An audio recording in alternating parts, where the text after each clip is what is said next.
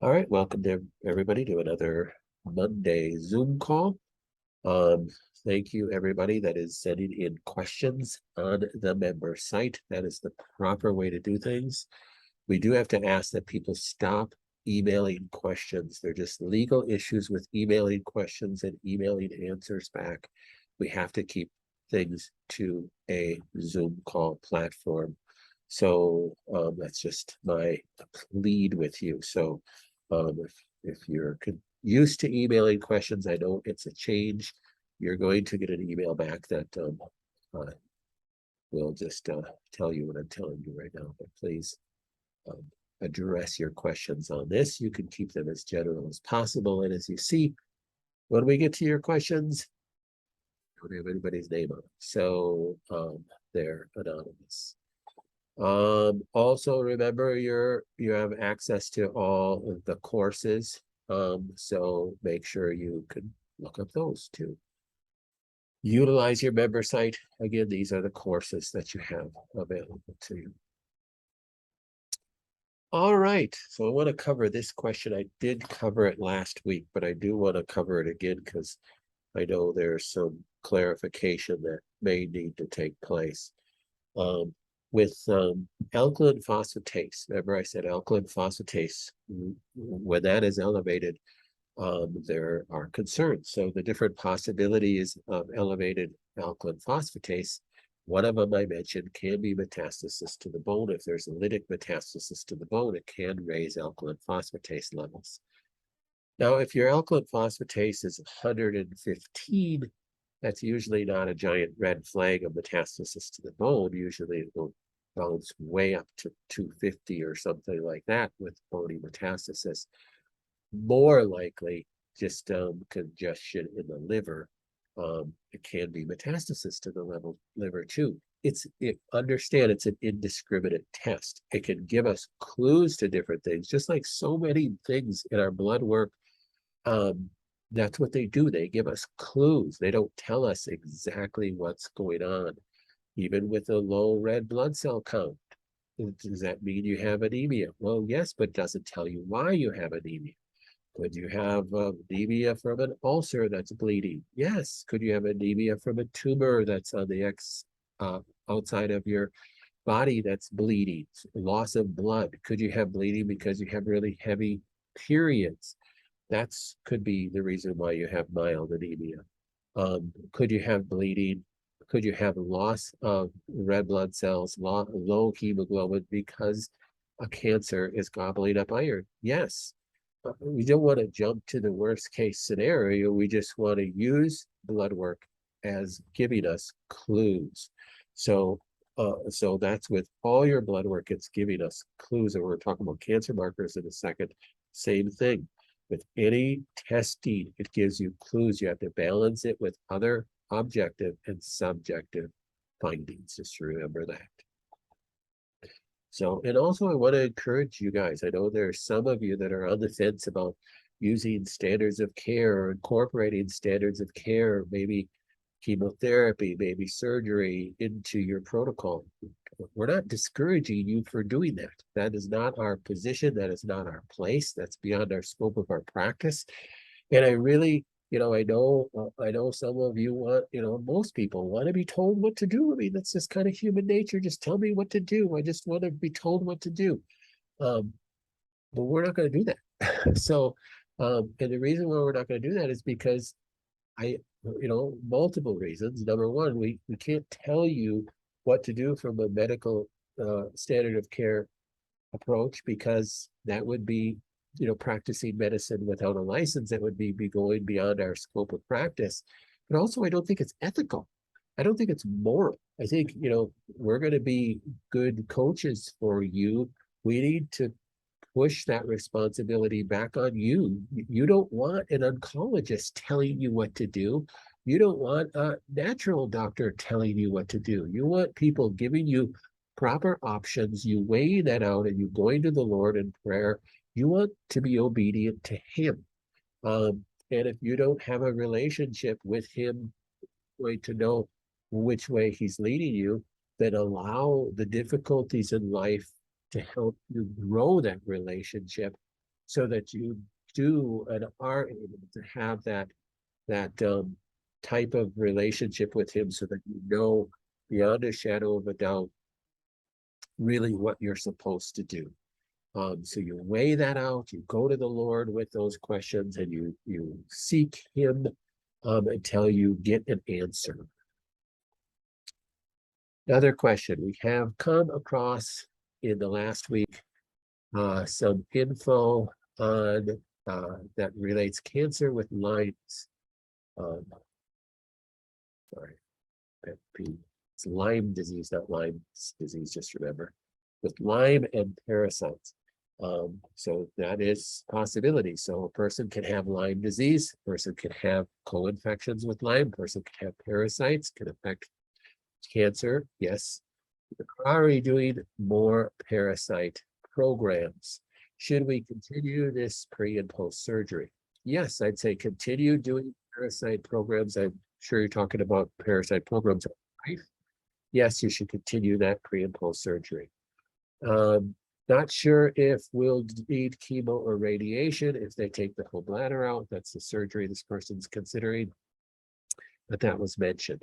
We'd rather clean up microscopic cancers another way if possible. Yes, I would agree that that is good to do.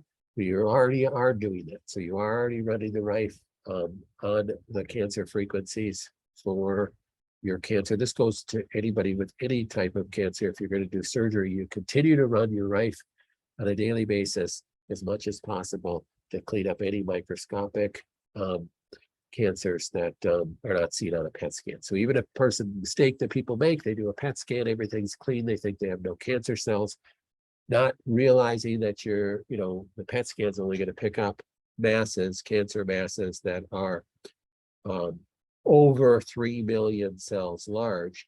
So a person could have a cancer that's 250,000 cells large. It's still pretty big, right? No, it's really teeny microscopic and it's not seen, but it's a lot of cells. So using the Rife programming, even after debulking surgery, or even after chemo, and even after you find out you have a complete, quote unquote, clean bill of health from the oncologist. Understand that there's people that have never had a diagnosis of cancer, but they have cancer growing inside of them. So you've got to be constantly treating. Do you have any post-surgical protocols that you'd recommend either for healing or in place of chemo and radiation? So as far as in place of chemo and radiation, again, you're doing everything to try to, substitute basically from a natural perspective, chemo and radiation. So there isn't anything different that we would do there. But are there some post and pre-surgical protocols? Yes, there are. So I just copied the blog post. Are you having surgery? Here's a natural approach that may help you with recovery. This is just right off our standard website. So remember always to go to our website and search for some things like this that may already be on there. I've already created a blog post about that. So just go and help yourself to that information right on our blog. That will be the most helpful for you. Do you test for Lyme disease by a specific test? So there are multiple Lyme disease tests out there.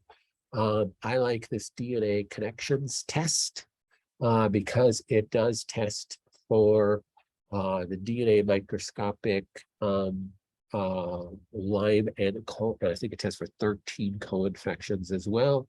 And it just gives you a nice, easy to read plus or positive or negative.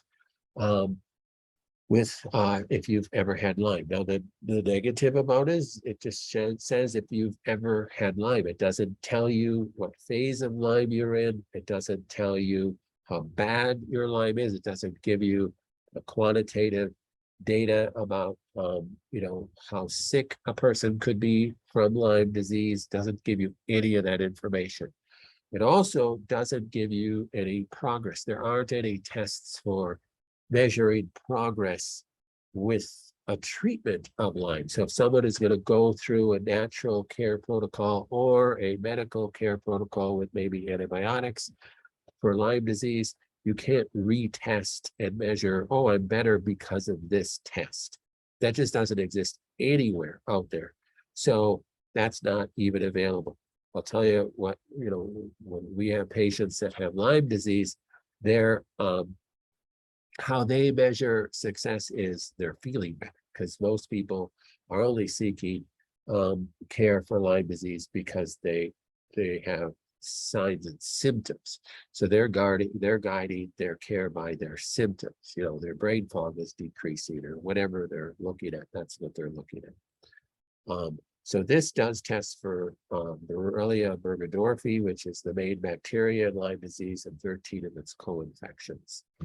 The second part of this question is, do protocols on the Rife? So there's protocols on the Rife for Lyme. We don't recommend doing Lyme disease overnight sets. I would highly recommend you stick with your cancer frequencies.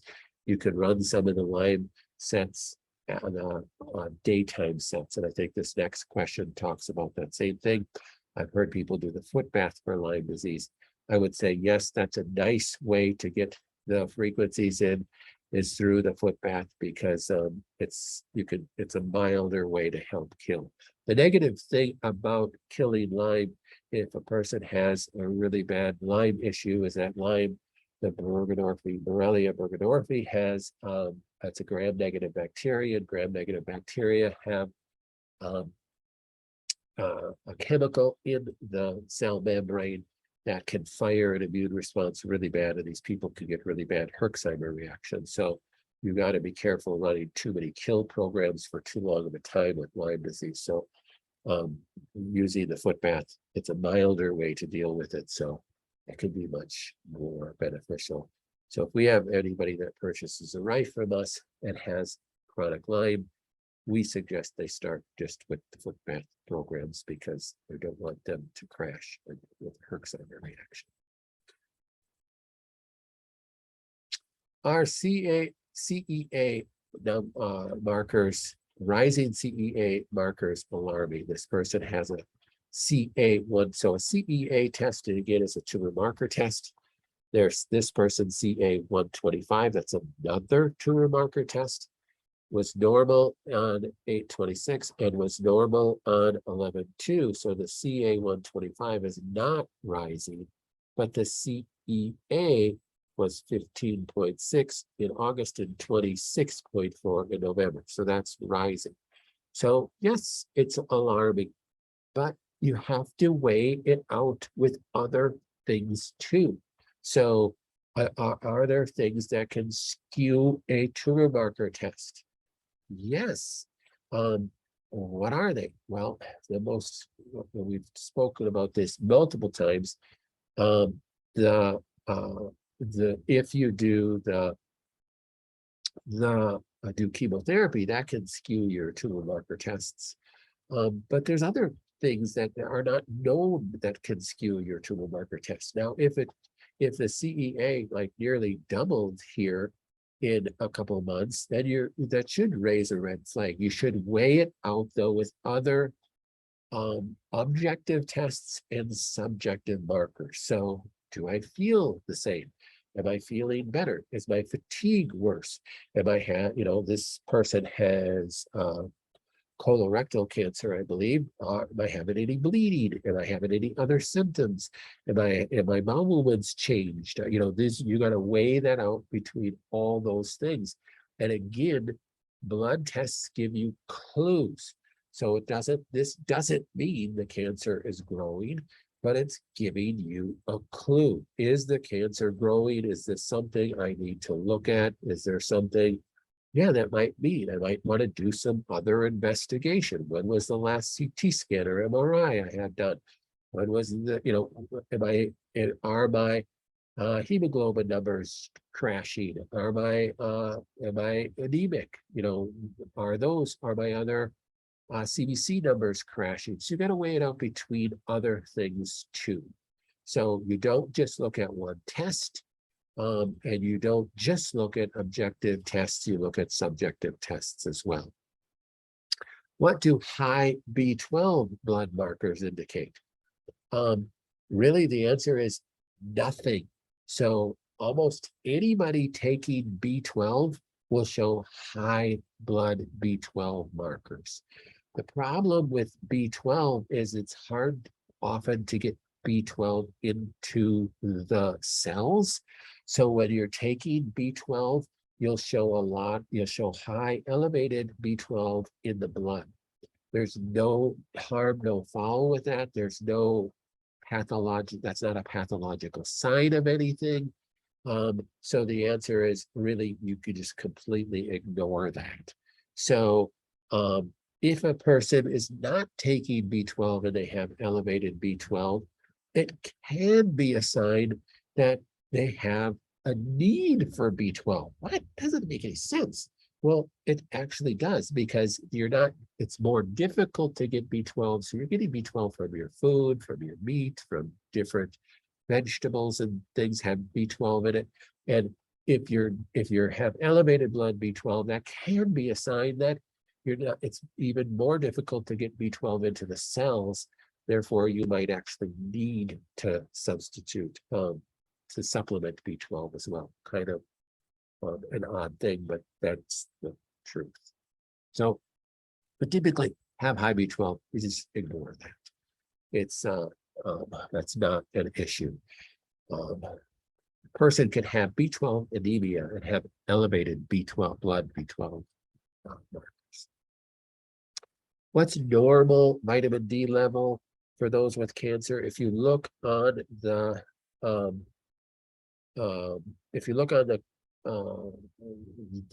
blood tests, you'll see normal vitamin B12. Depends on what the lab. Some will say 30 to 50 is normal. Some will say 30 to 60. Some will say 30 to 80 is normal. And then if your blood vitamin D levels are 112, people think that's really elevated. Your doctor might actually freak out a little bit. But in truth, you really want your vitamin D levels between 60 and 150 if you have cancer. So vitamin D can be a great T regulator. It can help with immune stimulation and balance inflammation. So, yeah, if your vitamin D is over 150, you should probably back off on your vitamin D supplementation. I really would like to see a person's vitamin D between 60 and 150. If it's over 150, remember, vitamin D is fat soluble nutrient. You don't need to necessarily take it on a daily basis, especially if you're over 150. You should drop it down to maybe once a week. But if you're at 90, I would just keep taking the dose that you're taking. Okay, what about multiple foot baths the same day? I think it's going back to this question too. Yes, you just want to watch for Herxheimer reaction, like you feel sick afterwards, or really sluggish, or your fatigue goes way up. That can be a Herxheimer reaction from Lyme disease. I thought I sent this question in this morning, so disregard if you find it later. We are purchasing a second Rife and the True Rife rep said we should also get the jackhammer amplification. What do you think about that? Well, that's a really good question. So True Rife came out beginning of this year with this jackhammer amplification piece that connects to your hammer bulb and then connects to the machine. It will increase it'll amplify the force that is going out from the hammer tube, and it will enable you for the hammer tube to be farther away from you and get the same benefit. That's the whole idea of that. So let's say if the person doesn't like snuggling with the bulb at night, for whatever reason, they can't snuggle with it, and they want to put it, maybe they have a king size bed and they want to set the bulb 3 feet away from them under the covers. Well, you're not going to get as much benefit from it.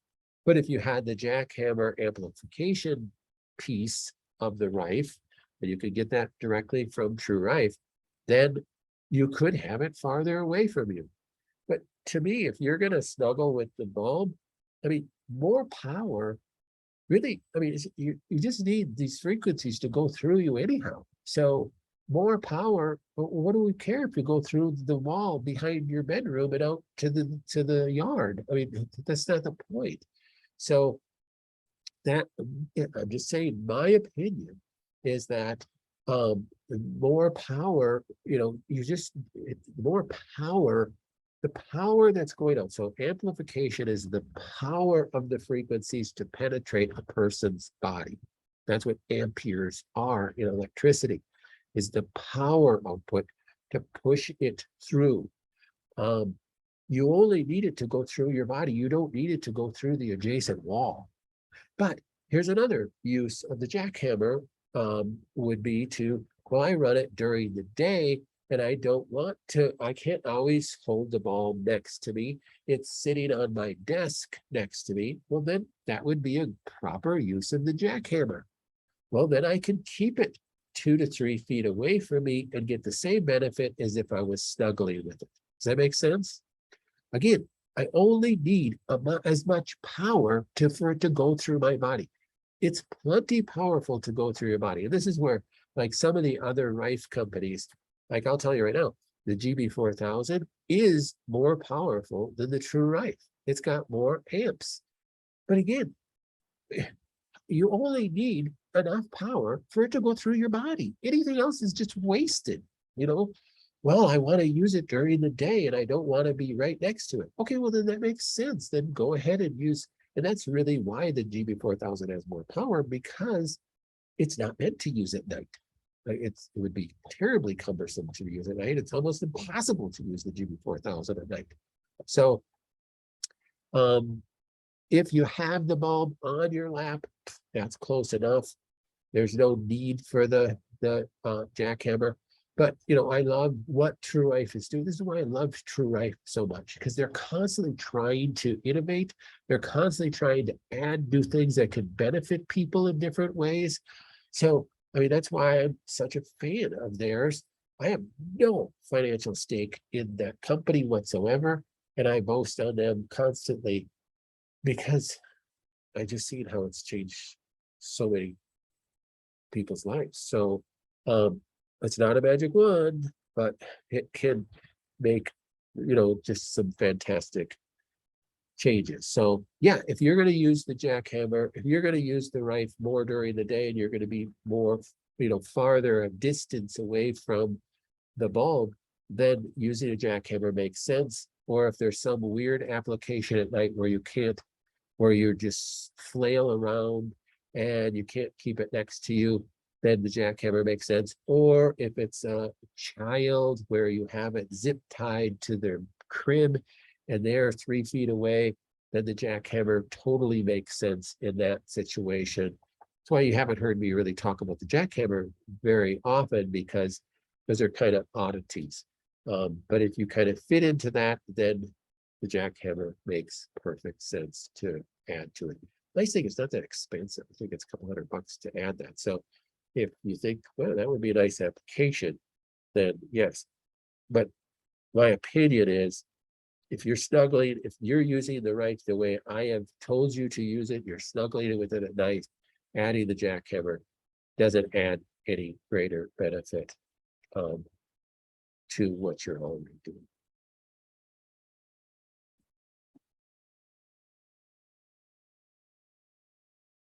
All right. I am new to sending my Zoom questions on the website. I just sent some questions and wondering if they were received. So when I look at your questions and search for questions on the site, I am doing that up to just a few minutes usually before I'll refresh my screen. And there I see a whole bunch of questions. So let's try to add these right now. Okay.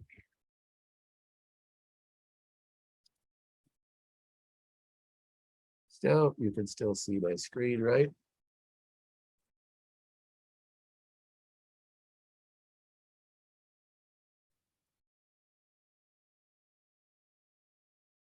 So here's the first one.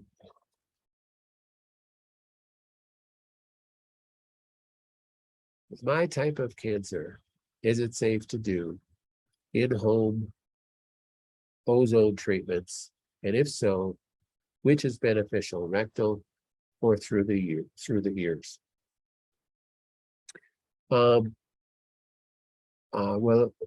Ozone is a question that's frequently answered. I do have some answers on about ozone on our blog page as well. I'm not a huge fan of ozone for cancer for multiple reasons. Ozone is O3 and it's very unstable. So that's the idea of using ozone. So you're injecting or you're doing ozone insulation rectally or through the ears to try to get ozone to absorb.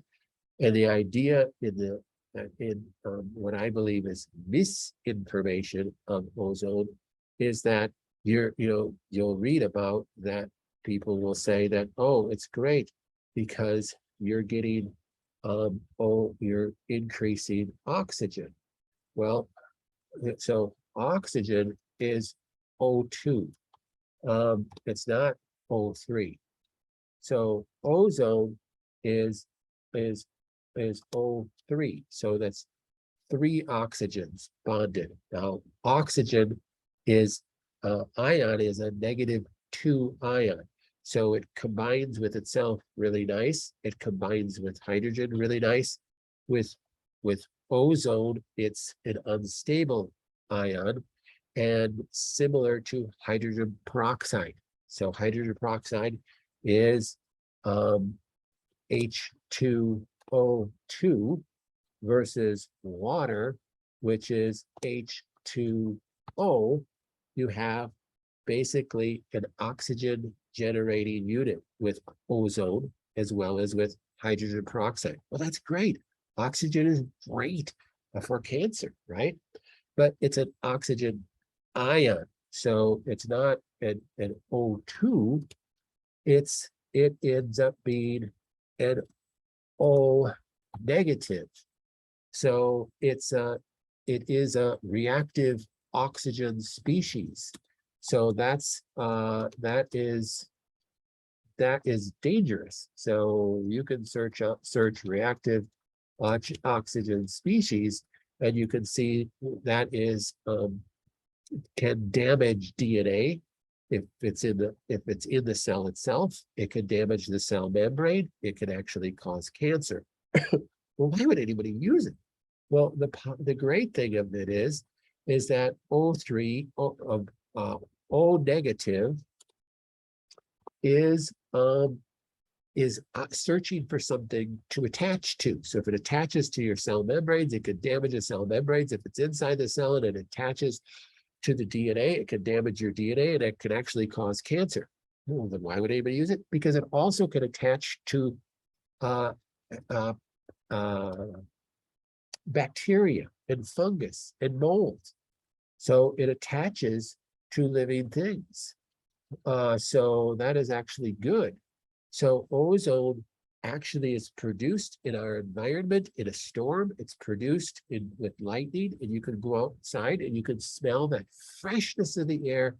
That's the ozone that you smell outside. That's God's way of actually helping clean up the environment, because that ozone will be unstable. The O3 is unstable. It'll give off one of the oxygens, and it tends to give it off to living things like mold and fungus, and it helps balance nature by killing off any bad pathogens in nature. That's how it works. So why would you use ozone? To me, the best use of ozone is not with cancer, but it's with biotoxins. So you have biotoxin illness like Lyme. That's where ozone can be beneficial. So ozone topically can be beneficial if like in dental work. So a biological dentist will use ozone in the tooth that he extracts, will use ozone to help with any um, hidden bacteria under the gum line. They can ozonate your gums. So there's benefits to ozone that way. If I had ear infections, you could use ozone. You could use hydrogen peroxide. It's a lot easier to use hydrogen peroxide. Everybody has that at home, but it's $3 for a bottle of it. Why would you use hydrogen peroxide as a topical antiseptic? Because hydrogen peroxide leaves you with an oxygen negative because it's going to fall to the more stable, it's going to move to this more stable water, and it will leave you with a O negative, that then this O negative will attach to bacteria and kill any bacteria or anything else on your skin. So you use hydrogen peroxide as a topical antiseptic. That's how it works as an antiseptic. Well, ozone could be used as a topical antiseptic too, except for the fact that you can't do that because ozone is a gas, where hydrogen peroxide is a liquid. Well, couldn't I just spray ozone, right, gas right onto a topical wound? Yes, you could, but it's a gas and it's not necessarily going to stay on that wound, and breathing it in, you could damage your lungs with excess ozone, and then you could have problems. Why would excess ozone damage your lungs? Because it's going to give off a free radical O negative molecule that can damage cells. So that's my scoop on ozone. So can you use home ozone treatments rectally? You can. Does that make sense for colon cancer? Yeah, maybe. Maybe a topical ozone on a cancer can be beneficial to help kill it. Um, uh, maybe, would you use it in the ears? I don't think so. No. Would you use it for breast cancer? No, I don't think so. I wouldn't. So I do have an article about hydrogen peroxide and ozone on the my on the blog as well. Okay, next question. So to answer the question that came in on the chat was, yeah, please try to get these in at least a half hour or so before the Zoom call. And I see some of you did, and I just didn't see it. So I received my genetic testing and was wondering if I still take the recommended supplements given to me before the genetic test results. So, yep. So the supplements that we're adding from the genetic result are what we're adding. So it isn't a subtraction. So no, these are just additions.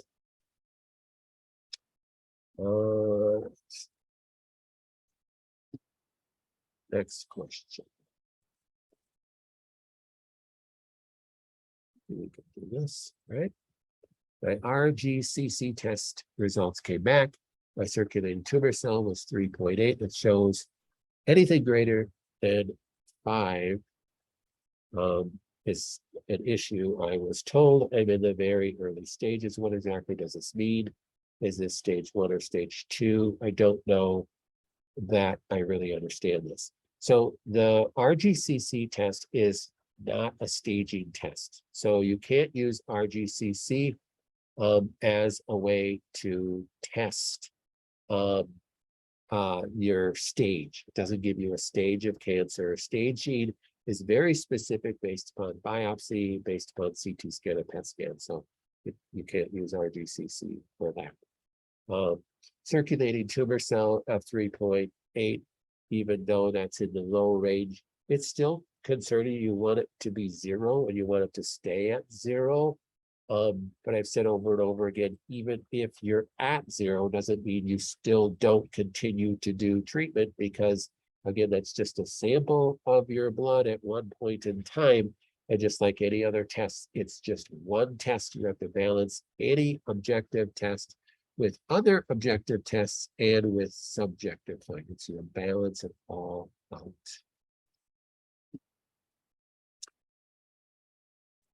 Next question. Oh, my MTHFR in the genetic test was not highlighted, but the 677 was highlighted. Can you explain what that means? So the MTHFR reductase gene is a very common gene that's looked at with any genetic testing. It tells you that if you have, especially a double allele defect, especially on the 677, you have probably a more difficult time converting folate into the methionine pathway. The first thing that most people want to do that look at genetics is to give that person methylated supplements like methylated B12, or most commonly, they give them methyl tetrahydrofolate. And I think that's, even if you don't have a diagnosis of cancer, that's a very wrong thing to do. Because remember, even if you have genetic defects, doesn't mean the genes aren't or cannot work properly. It means that you have a greater chance that they're not working properly, and you have a greater chance of issues with whatever that gene produces.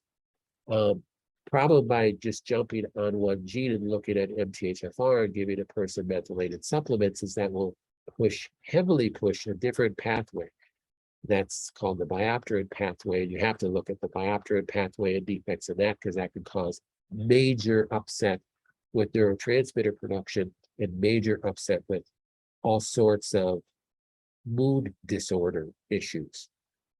Secondly, we don't want our cancer patients taking a ton of methylated supplements, though some is beneficial, especially if you have issues with some other blood tests in your CBC, but we don't typically give a lot of methylated supplements because it can effectively turn off tumor suppressor genes. So if we didn't highlight it, it's something that we don't want you to address. So we highlight something that we think is important specifically for you, not just on what is on your genetics. It's something that we want to address.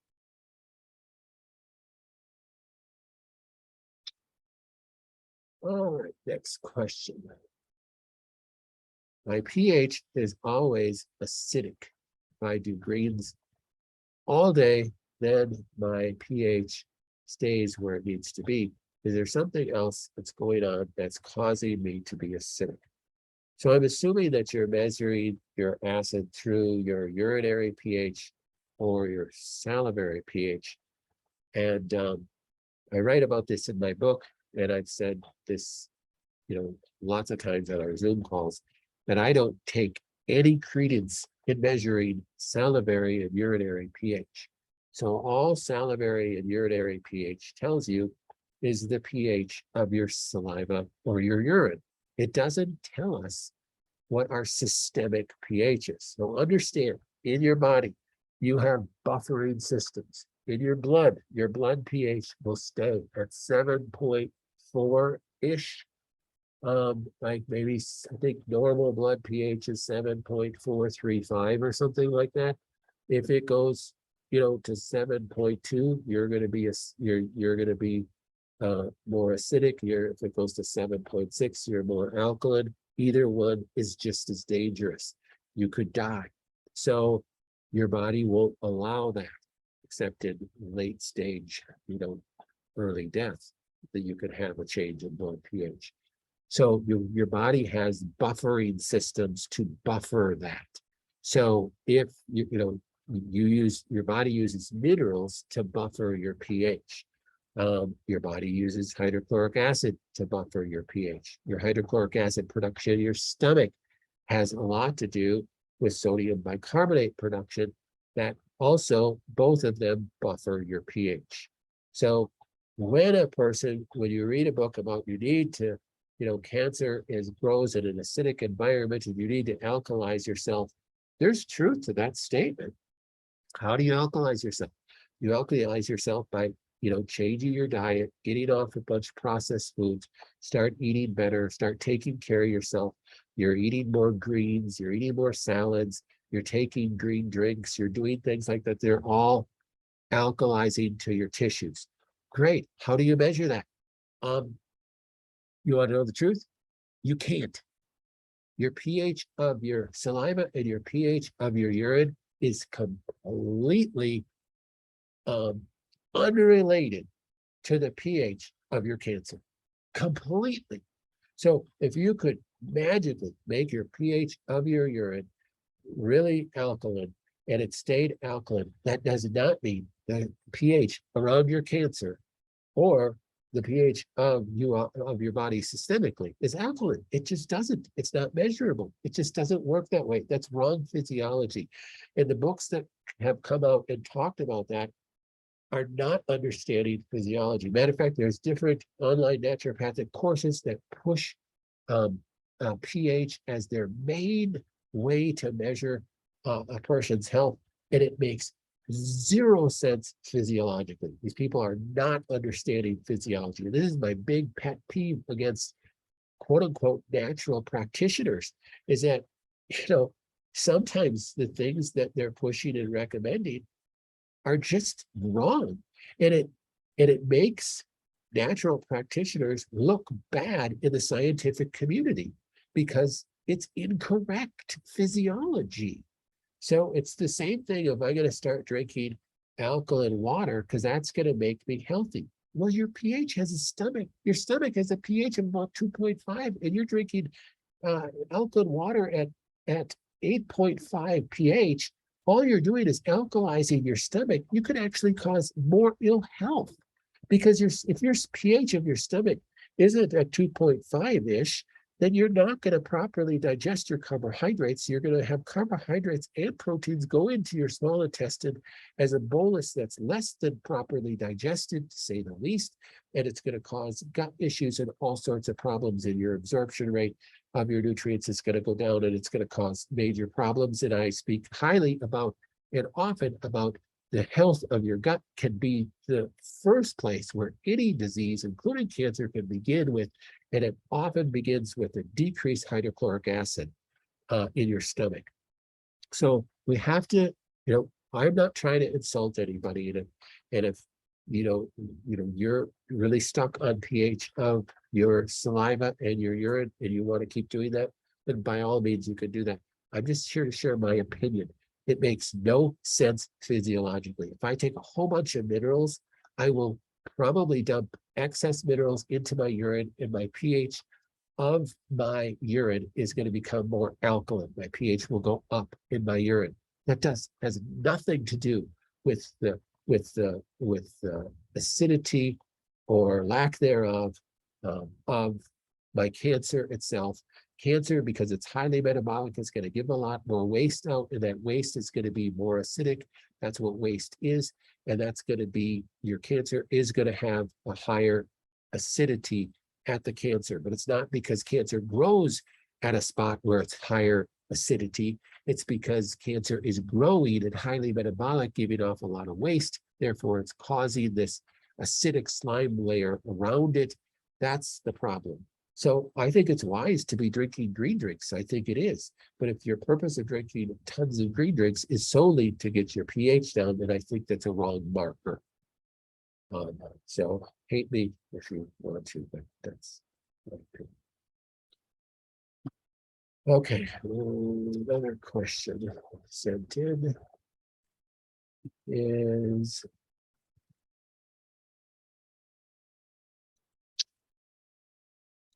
it's up here.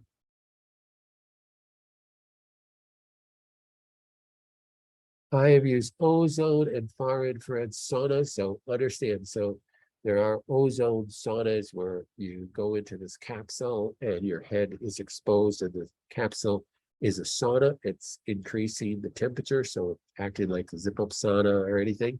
And then it's using ozone too. Now, do I think there's a benefit of doing that? Well, the only benefit that I see of that with ozone on your skin is if you have skin issues and you're trying to kill things on your skin.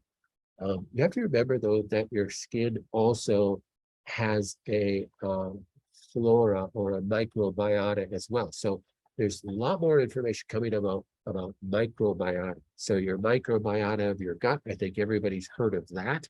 And that's why you take probiotics and prebiotics and postbiotics, is because you're trying to keep the balance of your microbiota in your gut.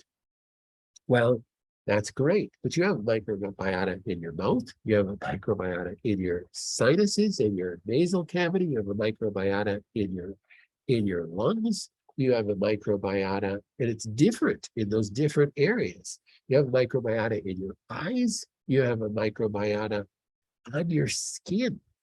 So we don't want to kill off the microbiota. But I guess if I had a fungal infection on my skin, like toenail infection or something like that, then I could see using ozone saunas for that reason. So again, whenever, I was approached years ago when these ozone saunas came out, I thought, we're seeing people in the clinic. I thought those would be great. But then you start to think about it, you go, well, physiologically, you're not going to absorb any ozone. But I mean, why would you do it? You do it to kill off something on your skin. Well, that you don't want to kill off.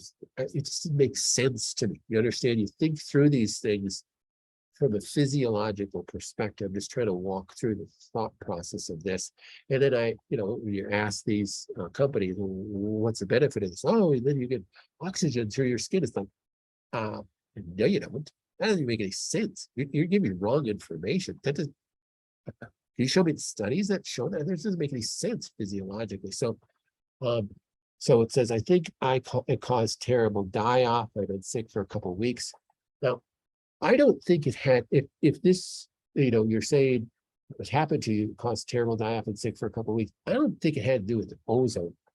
If you were breathing in ozone, it could cause this, and you could be sick for a couple of weeks because you could damage your lungs. You could damage your alveolar epithelial cells with ozone. So you do have to be very careful with that.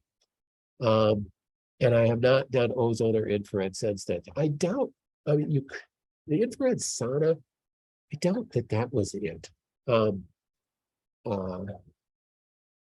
Only the right. I started acupuncture last week and I am slowly getting better.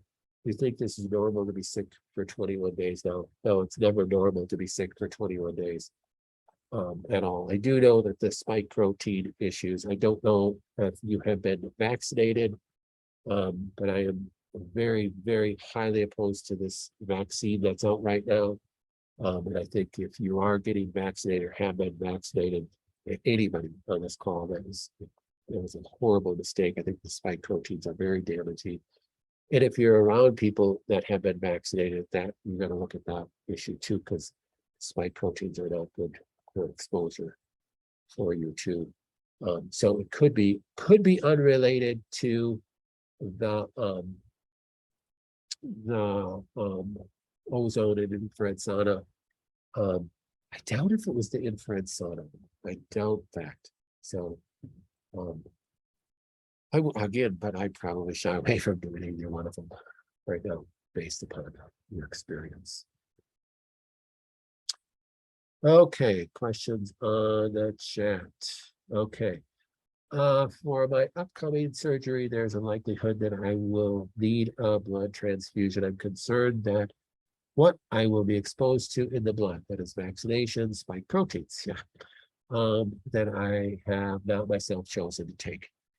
Yeah, every state is different. I know that Anne was trying to get unvaccinated blood or a direct transfusion because she had the same blood type as her son, and they wouldn't allow it, and they wouldn't. She could not get a guarantee that it was unvaccinated blood, and they just had to proceed. So I would ask. That's the thing. Just ask. I switched to a vegetarian diet and also I eat eggs. Should I stop taking B12? Should I stop taking B12 supplement? No, I would not. Even with an elevated B12, again, like I said, I would still take B12, especially if you're on a vegetarian diet. If you are eating eggs, there's B12 in eggs, but I would still be taking B12. ICEA numbers increased from 5.5 to 15.6 in 1 year. So my cancer protocol was updated. 1 month later, my CEAs continue to increase. No, I would not say to update it. I would test it again because it takes time for things to change. And you may need to be considering at least doing some standards of care as well. And if you just jumped on this call, I did answer that question, your other questions earlier. So make sure you listen to the call once I get it posted again. Seems like when I started with Ester Clear, I have been having night sweats and body odor has been terrible no matter what. I'm taking 3 a day. Sorry, but that's a sign that it's actually working. So, sorry, but Estro Clear, the purpose of that is to help pull estrogens out of your body. You know, most people don't get signs of that symptoms, but actually, if you do, that's actually a good sign that it works better for you. The natural aromatase inhibitors like EstroClear and DIM and calcium deglutarate and the different lignans and such that we're using for natural aromatase inhibitors. The negative is they don't work as good as medical drug aromatase inhibitors, but those have horrible side effects, much worse than just the night sweats and body odor. So it's, but you could decrease the dose, you can play with it, but we're trying to produce that effect through a natural means.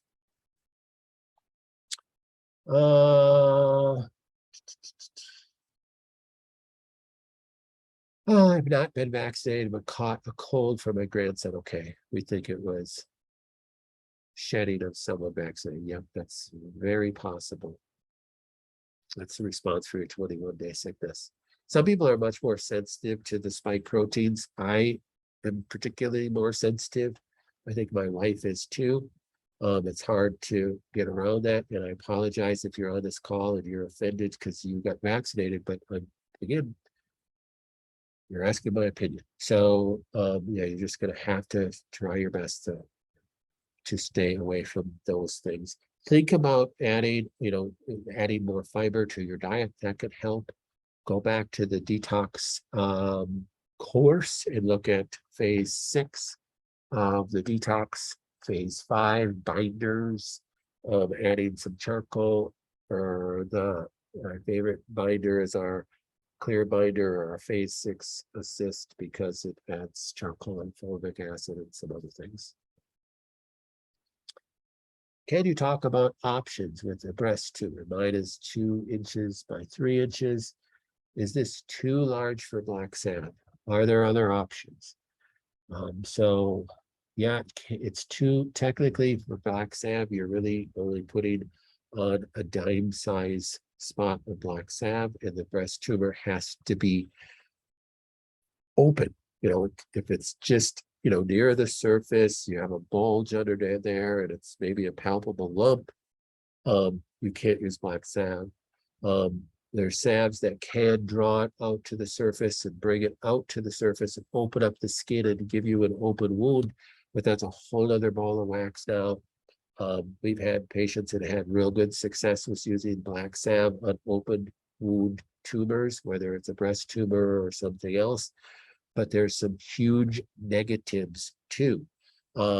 So we've had people, it didn't work well, and they've done it, dozens and dozens of times, and it continues to draw, and it just is not digging deep enough to really make giant differences. So there's negatives too. Why doesn't the oncologist want it to come to the surface? And it's really for that reason, is that when it does open to an open wound, now you're dealing with having to deal with an open wound, addressing the wound, and there's positives that you could use different topicals on it, but there's huge negatives too.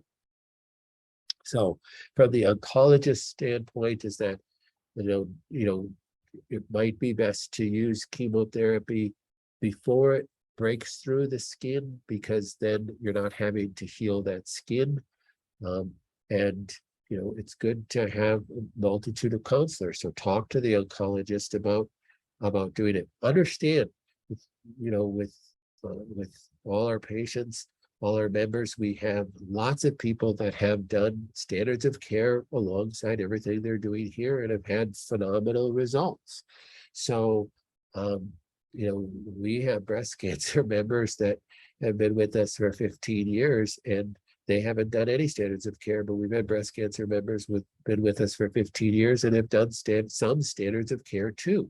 So, and it's a decision you have to make, but I think that when you pray about it and you really feel like God's leading you in that direction, don't feel like you failed or something like that because you're going to do some chemo or something. Goodness sakes, don't let anybody push you either direction, and don't let your conscience make you feel bad about something too. The Holy Spirit doesn't speak to you that way and shame you. So if you feel shamed or anything like that, know that that's coming from the enemy.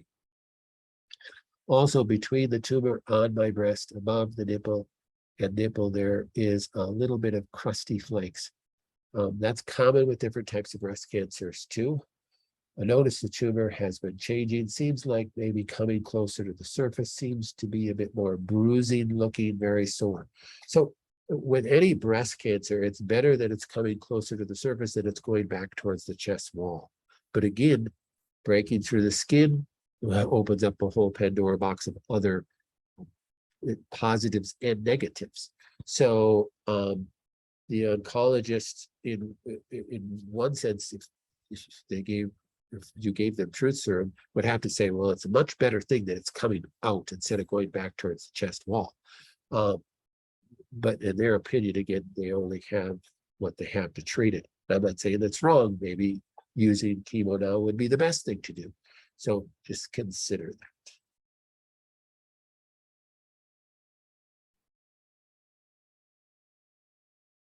Okay, so I think I got through everybody's question that just sent in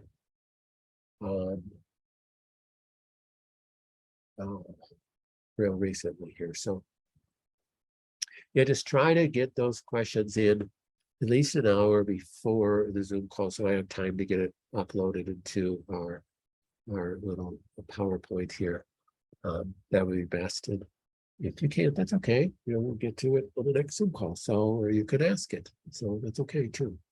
But we just need to start holding fast, and we've given a lot of leeway to people who were used to sending in questions via email.